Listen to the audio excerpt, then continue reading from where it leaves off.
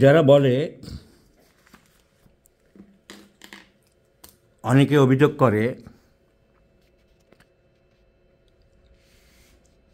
বিশেষ করে বাংলাদেশের অগণিত ক্রিটিক্যাল কেস চলে আসে, এখন ভিসা বন্ধ কম আসছে, ওখানকার যেসব বড় ডাক্তাররা নয়, ছুটকে পুটকেগুলো যেগুলো অনেকে লেখে যে জুনিয়রকে দিয়ে কেস টেকিং করিয়ে ওষুধ দিই, আমি নিজে দেখি না ঠিক মতন,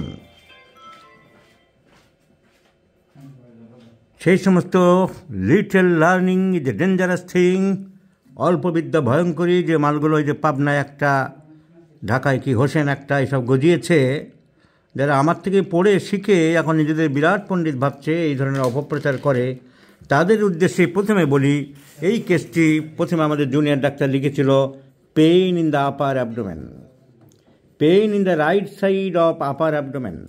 কোন জায়গাটায় ব্যথা দেখাও, ব্যথা দেখাও। রোগী বলেছিল আপার অ্যাবডোমেন, তাই ও লিখলো আপার অ্যাবডোমেন। কিন্তু আমি সবসময় সবাইকে বলি, নিজেদের পরীক্ষা করতে হবে, দেখতে হবে। রোগীরা অনেক সময় বোঝে না, পেটের উপরের দিকে ব্যথা হচ্ছে, গলব্লাডার পয়েন্টে। অনেক রোগীরাই বলে ডাক্তারবাবু বুকে ব্যথা হচ্ছে। তার কারণ আমাদের যে কস্টাল কার্টিলেজগুলো একটার পর একটা জুড়ে এইখানে চলে এসেছে, এইখান থেকে তো লিভার ঢুকে আছে, হচ্ছে পেটে, লোকে বলছে বুকে। কারণ এইখান থেকে যদি দাগ টানা যায়, এটাকে হিসাব করলে বুক ধরবে লোকে, লাস্ট রিবের বর্ডার। কিন্তু লাস্ট রিবের বর্ডার আর xiphisternal joint manubrium has 3 parts, the body manubrium sternum has 3 parts, the manubrium, body and gyphoid process। এই জিপয়েড প্রসেসের পর থেকে তো অ্যাবডোমেন আরম্ভ হয়ে গেল। সো অ্যাবডোমেনটা ছাতার মতন, রিক্সার পালের মতন নিচে কিন্তু ঢুকে আছে। তাই এই লেভেলে দাগ টানলে লোকে ভাববে এটা বুক। এই ভুলগুলো আমাদের অনেক ডাক্তাররা করে, রোগীরা তো করবে, সাধারণ মানুষ তারা অ্যানাটমি ফিজিওলজি ডাক্তারদের মতো পড়েনি। কিন্তু ডাক্তাররা যারা ঠিকমতো পড়াশোনা করে না, তারা এই ভুলটা করে। রোগী চেস্ট বললেই চেস্ট লিখলো, কিন্তু আসলে ব্যথা হচ্ছে অ্যাবডোমেনে, আসলে ব্যথা হচ্ছে গলব্লাডারে, এখানে ব্যথা হচ্ছে এইখানটায়। রোগী এসে বলে ডাক্তার আমার বুকে ব্যথা হচ্ছে, বুকের কাছেই, বুকের সাথে মিলিয়ে দিচ্ছে, কিন্তু ব্যথা হচ্ছে পেটে, গলব্লাডার, লিভারের আপার বর্ডারে। তো এনার ব্যথা হচ্ছে এই পয়েন্ট, এইখানটায়। তো middle of the right side of abdomen. আমাদের ডাক্তারবাবু যে লিখেছিল, জুনিয়র ডাক্তার আপার অ্যাবডোমেন লিখেছে, ভুল করে এই কেটে দিলাম। আপার অ্যাবডোমেন লিখেছে বলে আমি কি আপার অ্যাবডোমেন রাখলাম? আমি নিজে পরীক্ষা করে দেখলাম, no, it is not in upper abdomen. The pain at the middle of the umbilical region, that is called the right lumbar region. সুতরাং যারা এই অপবাদ দেয়, তাদের গালে থাপ্পড় মেরে দেখিয়ে দিলাম যা আমি ওইভাবে চিকিৎসা করি না। এটা একটা ফরম্যাট, কেস টেকিং। যেমন অফিস আদালতে, অনেক অফিস আদালতের বাইরে অনেকে বসে থাকে, আমাকে 10 টাকা দাও বা 20 টাকা দাও, তোমার ফর্মটা আমি ফিল আপ করে দিচ্ছি। তার ফর্ম ফিল আপের উপরেই কি অফিসার কাজ করে? না, অফিসার দেখে নাই, মিলিয়ে নাই, স্ক্রুটিনি করে। তা আমাদের জুনিয়র ডাক্তাররা বসে, আমার সাহায্য হয়, তারা শিখছে, সবে পাশ করেছে, কেউ প্র্যাকটিস করছে, তাদের ভুলভ্রান্তি হতে পারে। আমাদের এরকম সময় ভুলভ্রান্তি হতো, আমরাও সিনিয়রদের কাছে শিখতে যেতাম। তো তাদেরকে তৈরি করতে হবে, শেখাতে হবে কোথায় ভুলটা হচ্ছে। সুতরাং তাদের কথার উপরে বেস করে বা তার লেখার উপরে আমি ওষুধ দিই না। আমার কাজ কিছুটা এগুলো থাকে, তারপর আমি ভেরিফাই করি ফরম্যাটগুলো কি, ডিডার, অ্যাবারশন, থার্স্ট লিখলো, এ যে নুন খেতে ভালোবাসে লিখলো, আমি সেটা ভেরিফাই করব ও ঠিক বুঝলো কি না, তারপরে আমি ওষুধ দিই। সুতরাং এই অপবাদ সম্পূর্ণ মিথ্যা। তাদের গালে থাপ্পড় মেরে আমি আরেকবার দেখিয়ে দিলাম এবং সবাইকে বুঝিয়ে দিলাম। এখন কথা হচ্ছে যে অ্যাবডোমেনের যে 9টা রিজিয়ান আছে, 9টা রিজিয়ান, যারা অ্যানাটমি যেসব যারা দেখছে আমার ভিডিওগুলো, জুনিয়র ছেলেরা, তারা মনে রাখবে যে অ্যাবডোমেনের এইখান থেকে একটা লাইন টানা হয়, এখান থেকে একটা লাইন টানা হয়, এখান থেকে একটা লাইন টানা হয়, এখান থেকে একটা লাইন টানা হয়। সেটা কাগজে আরও ভালো করে বুঝিয়ে দিচ্ছি যে 9টা ভাগে ভাগ করা হয়েছে অ্যাবডোমেনকে।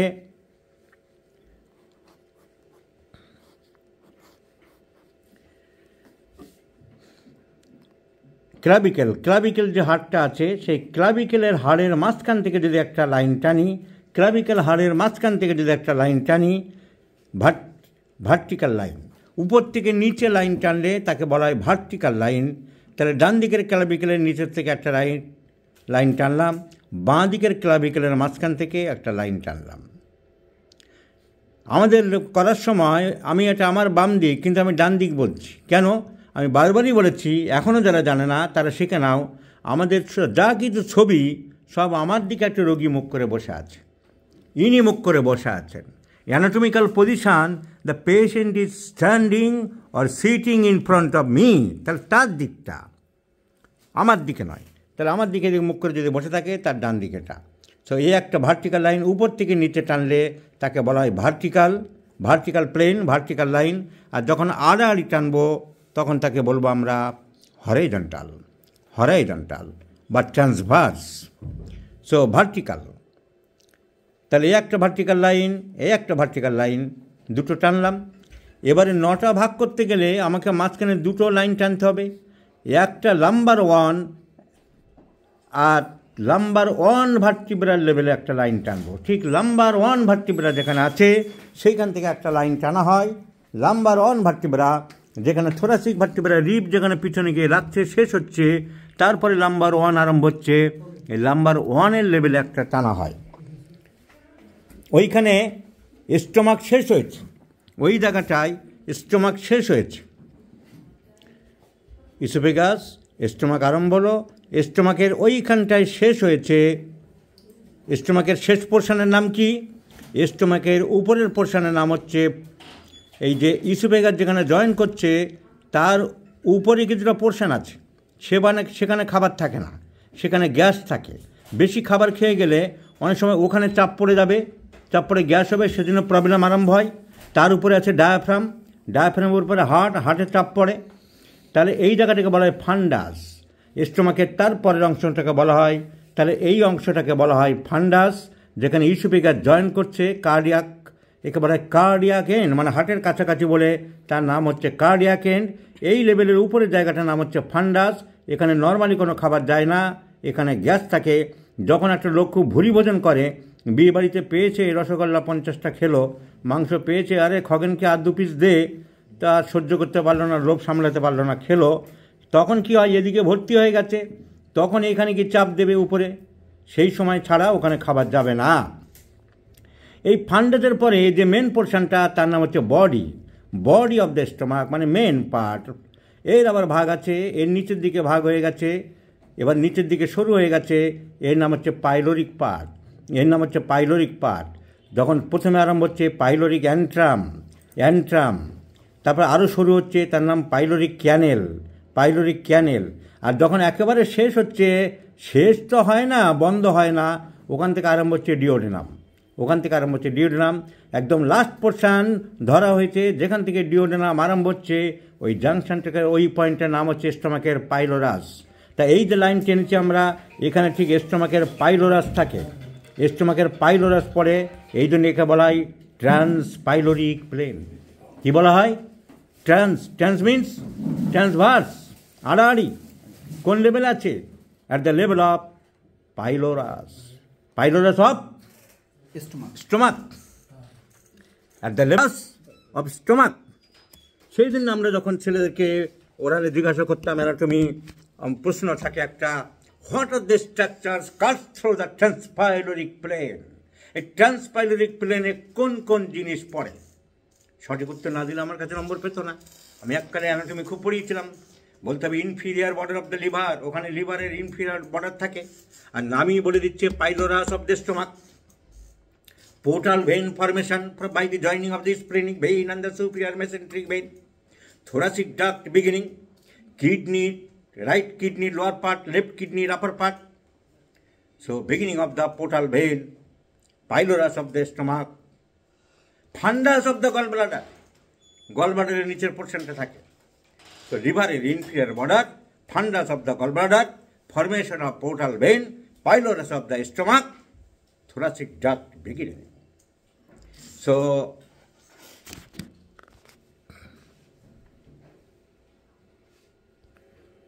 আর একটা লাইন নাম্বার 4 এবং 5 ভার্টিব্রার মাঝখান দিয়ে কাটা হচ্ছে। একটা লাইন অনুমান করে, একটাতে গেল নাম্বার 1-এর লেভেলে, একটা লাম্বার 4 আর 5-এর মাঝখানে, তাহলে 9টা ভাগ হয়ে গেল। ডান দিকের ক্লাভিকেলের মাঝখান থেকে একটা লাইন, বাম দিকের ক্লাভিকেলের মাঝখান থেকে একটা লাইন, স্টোমাক যেখানে শেষ হয়েছে, কেন সামনের দিক দিয়ে তো বুঝতে পারছি না, তাই পিছন দিক দিয়ে সুবিধা হয়, লাম্বার 1 ভার্টিব্রাল লেভেল আর লাম্বার 5 ভার্টিব্রাল লেভেল, তাহলে 9টা ভাগ হলো। 9টা ভাগ হলো। মাঝখানে আছে আম্বিলিকাস, নাভি, তাই এটাকে বলা হয় আম্বিলিকাল রিজিয়ান। Umbilical region. আর পাকস্থলীর উপরে থাকে পাকস্থলী, এপিগ্যাস্ট্রিক রিজিয়ান, মানে পাকস্থলীর ঠিক উপরের দিকটা epigastric. Epi means above, epi means above, উপরে, এপিগ্যাস্ট্রিক। আর এটা গ্যাস্ট্রিক থেকে তো অনেক নিচে, নামটা আমার মতে ভুল দেওয়া হয়েছে, একে বলা হয় হাইপোগ্যাস্ট্রিক। আরে হাইপো আম্বিলিকাল দেওয়া উচিত ছিল। আমি গ্রেস কোম্পানিতে এরকম অনেক চিঠি দিয়েছিলাম লন্ডনে যে এইসব নামগুলো পাল্টানো যায়, কিন্তু নেটিভের কথা কি ওরা শুনবে? তো হাইপোগ্যাস্ট্রিক নামটা এখন একটা ইন্টারন্যাশনাল চলছে সারা পৃথিবীতে, দুম করে কি আর পাল্টাবে? কিন্তু নামটা ভুল, হাইপোগ্যাস্ট্রিক না বলে হাইপো আম্বিলিকাল দেওয়া উচিত ছিল। সো এখন অনেক ছেলেরা ভুল করবে, যেহেতু অনেক নিচে তল পেটে যেখানে ব্লাডার আছে, মেয়েদের ইউটেরাস আছে, এটা হাইপোগ্যাস্ট্রিক বলবো কেন? গ্যাস্ট্রিক মানে পাকস্থলী কোথায় আর এটা কোথায়? তো চলছে, চলুক, হাইপোগ্যাস্ট্রিক রিজিয়ান। তাহলে আমি মাঝখানে 3টে পেয়ে গেলাম। কী কী পেলাম? Umbilical, epigastric, hypogastric. আর ডান দিকে কী পাচ্ছি? ডান দিকের চেয়ে রিবের নিচে, রিব মানে কন্ড্রো, কন্ড্রো, হাইপোকন্ড্রিয়াক রিজিয়ান। তাহলে hypochondriac region left and right. এটা হচ্ছে লাম্বার রিজিয়ান, লাম্বার ভার্টিব্রার কাছাকাছি, লাম্বার ভার্টিব্রার 2 পাশে, লাম্বার ভার্টিব্রার 2 পাশে। So right lumbar, left lumbar. আর এটাকে বলা হয় iliac region, iliac crest, hip বোনের যে ইলিয়াক ক্রেস্ট তার পাশে, তাই একে বলা হয় ইলিয়াক রিজিয়ান। তো right iliac, left iliac, hypogastric. তাহলে কী কী বললাম? মাঝখানে আম্বিলিকাল, তার উপরে এপিগ্যাস্ট্রিক, তার নিচে হাইপোগ্যাস্ট্রিক, ডান দিকে উপরে right hypochondriac, left hypochondriac, right lumbar, left lumbar, right iliac, left iliac. 9টা রিজিয়ানে ভাগ হয়ে গেল। So this pain is in the, এবার তুমি বুঝতে পারলে কোথায় হচ্ছে রাইট লাম্বার, রাইট লাম্বার। এবারে লাম্বার নিয়ে একটা গণ্ডগোল আছে, পিছন দিকে তো আমরা লাম্বার বলি, তাহলে এখানে অ্যাবডোমেন শব্দটা বলতে হবে, right lumbar of abdomen, right lumbar of abdomen. তার কারণ এইখানে যদি হতো তাহলে বলতে হতো right lumbar of back. So you have developed the pain at right lumbar of abdomen. কি বললাম বলো? পারবো না, এতক্ষণ বোঝালাম, বলে পারবো না। সো পেইন ইন দ্য, এবার এইসব অর্গানে কী কী জিনিস থাকে জানতে হবে। একদিন বলে দেবো, আজকের এই ভিডিও অনেক বড় হয়ে যাবে। রাইট লাম্বারে কী থাকে মোটামুটি একটা জিনিস বুঝে নিলে, এপিগ্যাস্ট্রিকে স্টোমাক, তার আর যে ওইখানে পাইলোরাস স্টোমাকের সাথে জাংশনে কাটা হয়েছে, তার এই লেভেলে কাটা হয়েছে মানে ধরা হয়েছে, তাহলে এখানে থাকবে কি ডিওডিনাম, ডিওডিনাম থাকবে। আর ডিওডিনামের যদি আসে, ডিওডিনাম এসে পড়ছে কে? গলব্লাডারের পাইপ, কমন বাইল ডাক্ট, এদিকে প্যাঙ্ক্রিয়াসের মাথা যাচ্ছে, তাহলে প্যাঙ্ক্রিয়াসের কিছুটা থাকবে, হেড অফ দ্য প্যাঙ্ক্রিয়াস। আর এই যে থলি নিচের দিকের যে জায়গা, এখানে তো ব্লাডার থাকবে, মেয়েদের ক্ষেত্রে ইউটেরাস থাকবে, ছেলেদের ক্ষেত্রে প্রোস্টেট গ্ল্যান্ড থাকবে। আর রাইট আর লেফট ইলিয়াক ফসা, মেয়েদের 2 দিকে 2টো ওভারি থাকবে, রাইট ইলিয়াক ফসাতে। So pain in the right iliac fossa in case of female is considered as the pain in the ovary. Pain in the left iliac fossa of a female considered the pain in the left ovary. আর উল্টো ছেলেদের ক্ষেত্রে টেস্টিস বলে বসো না, টেস্টিস অনেক নিচে থাকে। So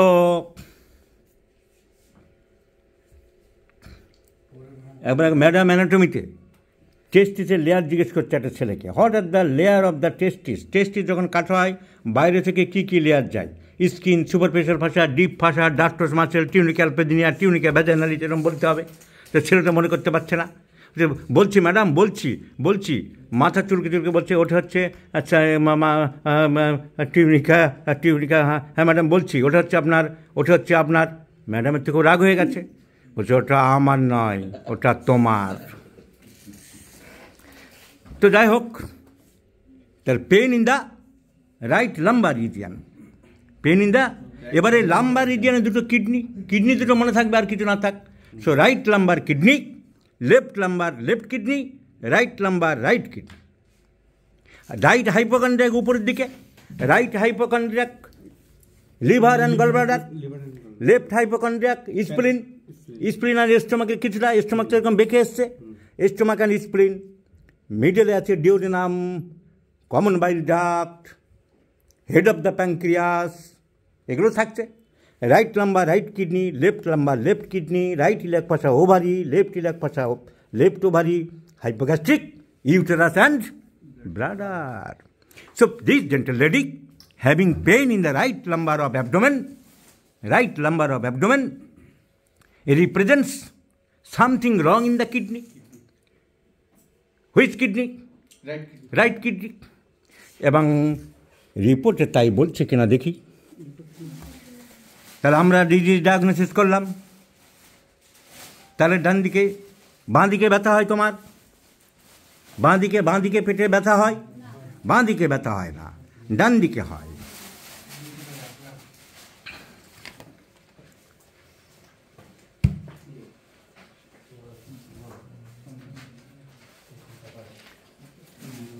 আরে আনো এখানে, আমি বুঝে নিচ্ছি।